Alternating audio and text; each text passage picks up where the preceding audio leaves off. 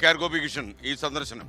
S K, രാജ്യത്ത് BJP ഉണ്ടാക്കിയിട്ടുള്ള വളർച്ചയും പ്രധാനമന്ത്രി പദത്തിൽ 2 വട്ടം അല്ലെങ്കിൽ ഏറ്റവും വലിയ റെക്കോർഡ് നരേന്ദ്രമോദിക്കാണ്. ഏറ്റവും കൂടുതൽ കാലം ഈ അധികാര പദവിയിൽ ഇരുന്ന വ്യക്തി എന്ന നിലയിലുള്ള റെക്കോർഡ് അദ്ദേഹത്തിനുണ്ട്. പക്ഷേ BJPക്ക് ഇപ്പോഴും പിടികിട്ടാത്തത് ദക്ഷിണേന്ത്യൻ സംസ്ഥാനങ്ങളിലെ രാഷ്ട്രീയത്തിന്റെ ഒരു രീതിയും രൂപവും രീതിശാസ്ത്രവും ഒക്കെയാണ്. കാരണം BJP പലതരത്തിലുള്ള തന്ത്രങ്ങൾ കേരളത്തിലും ദക്ഷിണേന്ത്യൻ സംസ്ഥാനങ്ങളിലും പയറ്റിയിട്ടുണ്ട്. എന്നിട്ടും അവർ വിചാരിക്കുന്ന രീതിയിൽ ഒരു റൂട്ടിംഗ് അവർക്ക് ഇതുവരെ കേരളത്തിൽ നടത്താൻ കഴിഞ്ഞിട്ടില്ല എന്നൊരു വസ്തുത നമ്മുടെ മുന്നിൽ. പക്ഷേ പ്രധാനമന്ത്രിയുടെ അവര് ലക്ഷ്യം വയ്ക്കുന്നത്, നമുക്ക് തന്നെ അവരോടൊക്കെ സംസാരിക്കുമ്പോൾ നമുക്ക് മനസ്സിലായിട്ടുള്ളൊരു കാര്യം, 4 മുതൽ 8 വരെ സീറ്റുകൾ ഇത്തവണ കരസ്ഥമാക്കുക.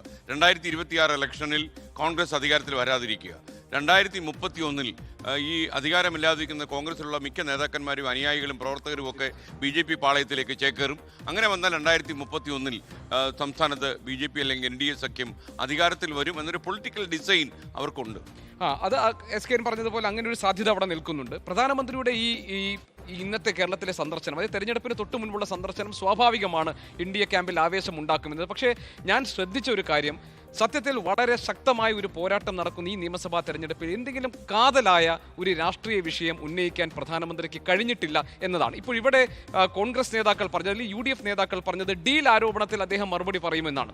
അത് കേവലമായ ഒരു പ്രചാരണം മാത്രമാണ്, അങ്ങോട്ടും ഇങ്ങോട്ടും തരാതരം പോലെ പ്രയോഗിക്കുന്ന ഒരു പ്രചാരണമാണ് എന്ന് നമുക്ക് കരുതാൻ മാത്രമുള്ള ഒരു ഇടപെടലോ പ്രതികരണമോ പ്രധാനമന്ത്രിയുടെ ഭാഗത്തുണ്ടല്ലോ. വളരെ കേവലമായ ഒരു പ്രതികരണമാണ് അദ്ദേഹം. ഇപ്പോൾ എല്ലാവരും BJPയുടെ B ടീം എന്ന് പറയുന്ന, അപ്പോൾ A ടീം ഞങ്ങളല്ലേ, A ടീം ഞങ്ങളാണല്ലോ എന്നത് ഈ തെരഞ്ഞെടുപ്പിന്റെ വളരെ സുപ്രധാനമായ ഈ പ്രചാരണത്തിന്റെ ഘട്ടത്തിൽ പ്രധാനമന്ത്രി NDA സ്ഥാനാർത്ഥിയുടെ വിജയത്തിന് വേണ്ടി എത്തുമ്പോൾ അദ്ദേഹം പറയേണ്ട ശരിയായ മറുപടി ആയിട്ടില്ല എന്നൊരു വിലയിരുത്തൽ എനിക്കുണ്ട്. മാത്രമല്ല, ഏതെങ്കിലും കാതലായ ഒരു വിഷയം, അതായത് കേരളത്തിൽ ഈ മാറി മാറിയുള്ള മുന്നണികളെ കൊണ്ട് ജനം മടുത്തു, അവർ പൊറുതിമുട്ടി, അതുകൊണ്ട് മാറ്റം വരട്ടെ, വികസനം വരട്ടെ എന്ന കേവലമായ മുദ്രാവാക്യവും കേവലമായ വർത്തമാനത്തിനും അപ്പുറം ഏതെങ്കിലും ഒരു പ്രധാനപ്പെട്ട സ്ട്രാറ്റജിക് ആയിട്ടുള്ള ഒരു പൊളിറ്റിക്കൽ പോയിന്റ് പ്രധാനമന്ത്രി പറഞ്ഞിട്ടില്ല.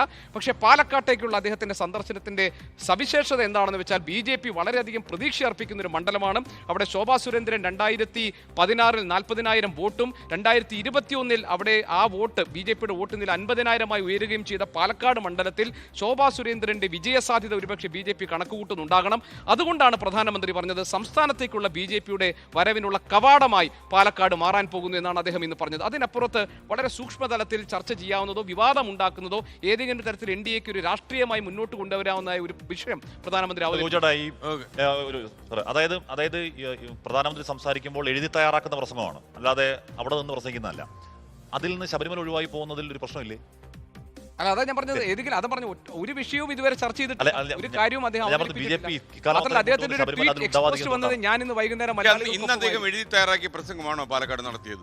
പാലക്കാട് പ്രധാനമന്ത്രി എല്ലാം ആയിരിക്കും, പക്ഷേ അദ്ദേഹം